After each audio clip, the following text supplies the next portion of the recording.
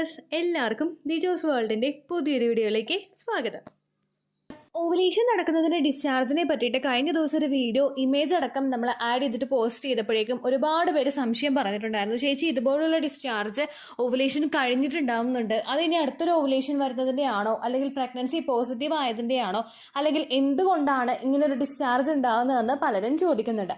അതിനെപ്പറ്റി ഡീറ്റെയിൽഡ് ആയിട്ടാണ് ഇന്നത്തെ വീഡിയോയിൽ സംസാരിക്കുന്നത് കേട്ടോ. ഓവുലേഷൻ സമയത്ത് നമുക്ക് സാധാരണയായിട്ട് ഉണ്ടാകുന്ന ഒരു ഡിസ്ചാർജ് എന്ന് പറയുന്നത് എഗ് വൈറ്റ് ടെക്സ്ചറിലുള്ള ഡിസ്ചാർജ് ആണ്. പച്ച മുട്ടയുടെ വെള്ള പോലുള്ള ഡിസ്ചാർജ് ആയിരിക്കും നമുക്ക് ഉണ്ടാകുന്നത്. അല്ലെങ്കിൽ വെണ്ടൊക്കെ നമ്മൾ അരിയുന്ന സമയത്ത് ഒരു വഴുവഴുപ്പ് ഉണ്ടാവുമല്ലോ, ഇങ്ങനെയുള്ള ടെക്സ്ചറുള്ള ഡിസ്ചാർജ് ആയിരിക്കും നിങ്ങൾക്ക് ഓവുലേഷൻ നടക്കുന്ന സമയത്ത് ഉണ്ടാകുന്നത് കേട്ടോ. സെമന് നല്ല രീതിയിൽ ശരീരത്തിനകത്തേക്ക് പ്രവേശിക്കുന്നതിനും അതിന്റെ യാത്രയിൽ തടസ്സമൊന്നും ഇല്ലാതെ തട്ടിക്കിടന്നൊന്നും നിൽക്കാതെ ഇരിക്കാൻ വേണ്ടിയിട്ടുള്ളതാണ് ഇത്തരത്തിലുള്ള സെർവിക്കൽ മ്യൂക്കസ് ശരീരം പ്രൊഡ്യൂസ് ചെയ്യുന്നത് കേട്ടോ. ഇത് ഫിസിക്കൽ കോണ്ടാക്ട് ചെയ്യുന്ന സമയത്ത് ഒരു ലൂബ്രിക്കന്റ് ആയിട്ട് പെർഫോം ചെയ്യുന്നുണ്ട്. കാരണം ഒരു കോണ്ടാക്ട് ചെയ്യാനായിട്ടുള്ള ഒരു പ്രോസസ്സ് എൻഹാൻസ് ചെയ്യുന്നതിന് വേണ്ടിയിട്ടും വജൈനൽ ഡ്രൈനസ് പ്രിവെന്റ് ചെയ്യുന്നതിനുമൊക്കെ വേണ്ടിയിട്ട് ഈ ഒരു സെർവിക്കൽ മ്യൂക്കസ് പ്രൊഡ്യൂസ് ആകുന്നത് നമ്മളെ സഹായിക്കുന്നുണ്ട്. സാധാരണയായിട്ട് ഓവുലേഷൻ നടക്കുന്ന ദിവസങ്ങളിൽ ഏകദേശം ഒരു ഫെർട്ടൈൽ ടൈം പീരീഡ് എന്ന് പറയുന്നൊരു സമയം നമ്മൾ കണ്ടുപിടിക്കാറുണ്ടല്ലോ. എക്സാക്ട് ഓവുലേഷൻ ഡേറ്റിനേക്കാൾ ഒരു 4 ദിവസം മുൻപുള്ള ഒരു സമയവും ഓവുലേഷൻ കഴിഞ്ഞിട്ടുള്ള നെക്സ്റ്റ് 2 ഡേയ്സും ഒക്കെയാണ് നമുക്ക് ഇത്തരത്തിലുള്ള ഒരു ഫെർട്ടൈൽ ടൈം പീരീഡ് ആയിട്ട് പറയാനായിട്ട് സാധിക്കുന്നത്. ഈ ഫെർട്ടൈൽ ടൈം പീരീഡിൽ പലർക്കും ഇത്തരത്തിലുള്ള ഓവുലേഷൻ ഡിസ്ചാർജ് ഉണ്ടാകുന്നുണ്ട്. ആ ഒരു 4th ഡേ മുതൽ കൂടിയിട്ട് then 3rd day, 2nd day, 1st day, നമ്മുടെ എക്സാക്ട് ആയിട്ടുള്ള ഒരു ഓവുലേഷൻ ഡേറ്റിൽ നമുക്ക് ഈ ഒരു ഡിസ്ചാർജ് ഭയങ്കര കൂടുതലായിട്ടായിരിക്കും ഉണ്ടാകുന്നത്. ദെൻ അത് കുറയുകയാണ് ചെയ്യുന്നത്. ഓവുലേഷൻ കഴിഞ്ഞതിന് ശേഷം ആ ഡിസ്ചാർജ് ഒന്നുകൂടി സ്റ്റിക്കി ആവുകയാണ് ചെയ്യുന്നത്. സാധാരണയായിട്ട് നമുക്ക് ഈ ഒരു ഓവുലേഷൻ ഡിസ്ചാർജ് ഉണ്ടാകുന്നത് ഈസ്ട്രജൻ ഹോർമോണിന്റെ ഒരു ഹൈക്ക് ശരീരത്തിൽ ഉണ്ടാകുമ്പോഴാണ്. ലൂട്ടിയൽ ഫേസിന്റെ സമയത്ത് നമുക്ക് പ്രൊജസ്ട്രോൺ ഹോർമോൺ ആണ് വേണ്ടതെങ്കിൽ നമുക്ക് ഫോളിക്കുലാർ സ്പേസിൽ വേണ്ടത് ഈസ്ട്രജൻ ഹോർമോൺ ആണ്. ഈസ്ട്രജൻ ഹോർമോൺ ശരീരത്തിലോട്ട് കൂടുന്നതും സെർവിക്സിലോട്ടുള്ള ബ്ലഡ് സർക്കുലേഷൻ ഒക്കെ കൂടുന്നതുമാണ് ഈ സെർവിക്കൽ മ്യൂക്കസ് പ്രൊഡ്യൂസ് ആകുന്നതിനുള്ള പ്രധാനപ്പെട്ട റീസൺ എന്ന് പറയുന്നത്. എന്നാൽ ഓവുലേഷൻ കഴിഞ്ഞതിന് ശേഷം പല ആളുകൾക്കും ഇത്തരത്തിലുള്ള എഗ് വൈറ്റ് ടെക്സ്ചറിൽ ഡിസ്ചാർജ് ഉണ്ടാവുന്നുണ്ട്. അതിന് പല റീസൺസ് ഉണ്ട്. ഏറ്റവും ആദ്യത്തെ റീസൺ എന്ന് പറയുന്നത് ചിലപ്പോൾ നമ്മൾ ഓവുലേഷൻ ഡേറ്റ് കാൽക്കുലേറ്റ് ചെയ്തതിൽ എന്തെങ്കിലും മിസ്മാച്ച് സംഭവിക്കുന്നതാണ്. നമ്മളിപ്പോൾ ഓവുലേഷൻ ഡേറ്റ് കണ്ടുപിടിക്കുന്നത് ഒരു 10ാം തീയതി ആണെങ്കിൽ ചിലപ്പോൾ ഒരു 15ാം തീയതിയോ അല്ലെങ്കിൽ ഒരു 16ാം തീയതിയോ ചിലപ്പോൾ നമുക്ക് ഓവുലേഷൻ ഉണ്ടാകും.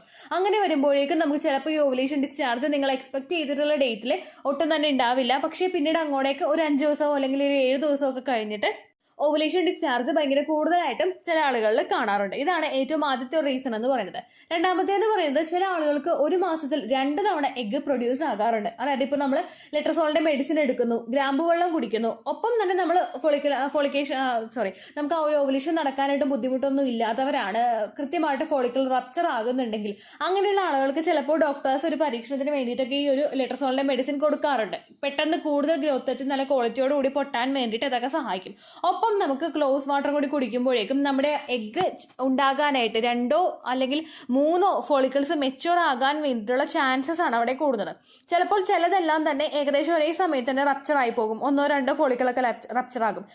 ചിലപ്പോൾ ഒന്ന് ഗ്രോ ആയിട്ട് തുടങ്ങുന്നത് ഈ ഒരു ഓവുലേഷൻ കഴിഞ്ഞിട്ട് എഗെയിൻ ഒരു 5ാമത്തെ ദിവസമൊക്കെ ആയിരിക്കും ഉണ്ടാകുന്നത്.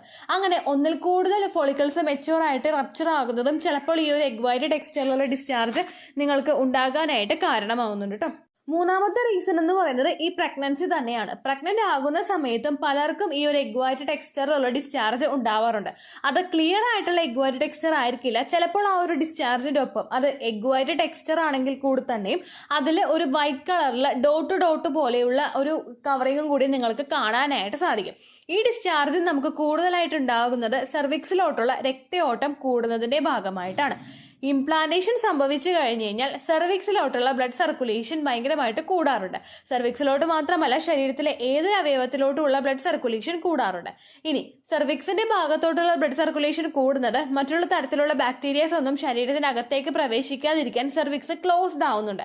അതിന്റെ ഒരു എഫിഷ്യൻസി ഒന്ന് എൻഹാൻസ് ചെയ്യാൻ ഭാഗത്തിന് അതിനൊന്ന് സപ്പോർട്ട് ചെയ്ത് കൊടുക്കാൻ വേണ്ടിയിട്ടാണ് ഇത്തരത്തിലുള്ള ബ്ലഡ് സർക്കുലേഷൻ കൂടുന്നത്. അതിന്റെ ഭാഗമായിട്ട് ഇതുപോലെ തന്നെ ശരീരത്തിനകത്തേക്ക് മറ്റൊന്നും പ്രവേശിക്കാതിരിക്കാൻ വേണ്ടിയിട്ട് ഇതുപോലുള്ള ഡിസ്ചാർജും കൂടി ശരീരം പ്രൊഡ്യൂസ് ആവുന്നുണ്ട് കേട്ടോ.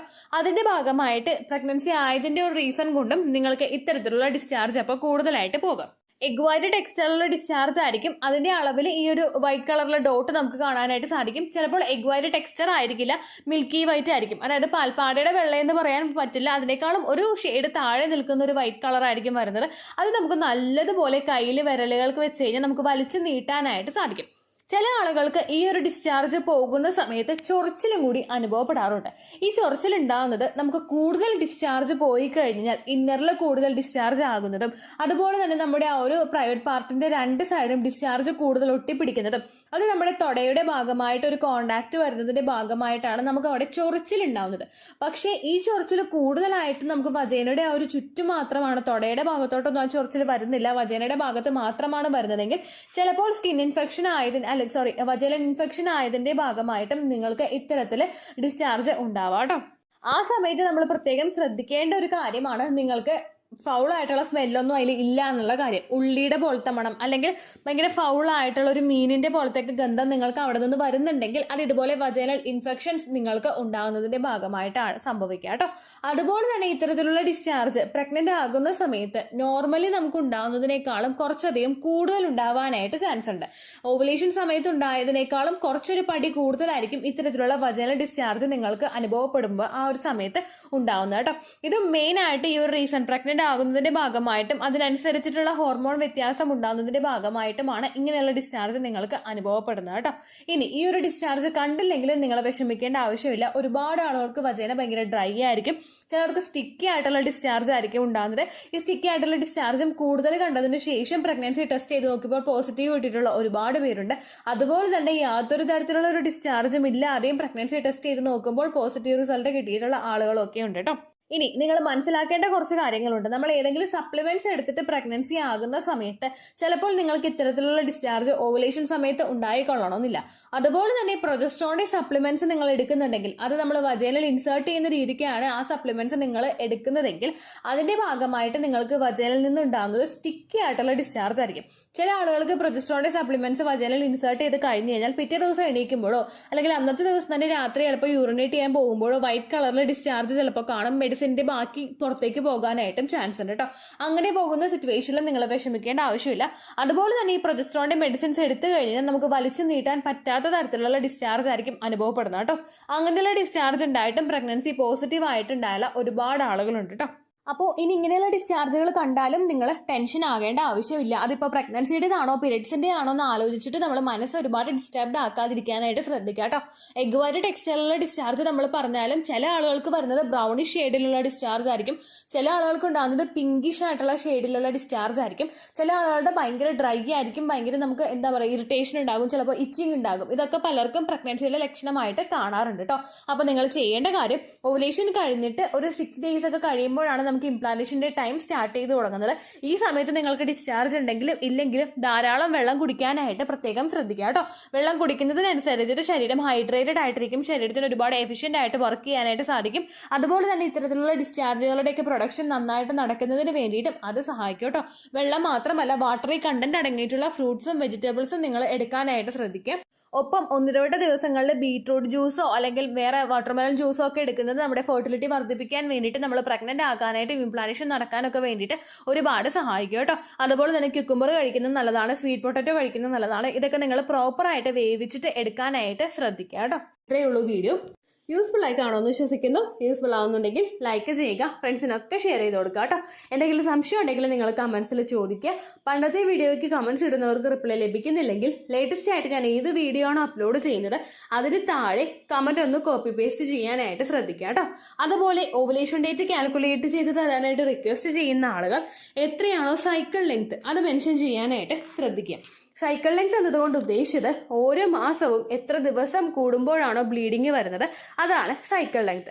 കഴിഞ്ഞ മാസം ഒരു 8-ാം തീയതിയാണ് ബ്ലീഡിങ് ആയതെങ്കിൽ ഈ മാസം 6-ാം തീയതിയാണ് ബ്ലീഡിങ് ആയതെങ്കിൽ കഴിഞ്ഞ മാസം 8-ാം തീയതി മുതൽ ഈ മാസം 6-ാം തീയതി വരെ എത്ര ദിവസമുണ്ടോ അത് കാലണ്ടറിൽ എണ്ണി തിട്ടപ്പെടുന്നതാണ് നിങ്ങളുടെ സൈക്കിൾ ലെങ്ത്.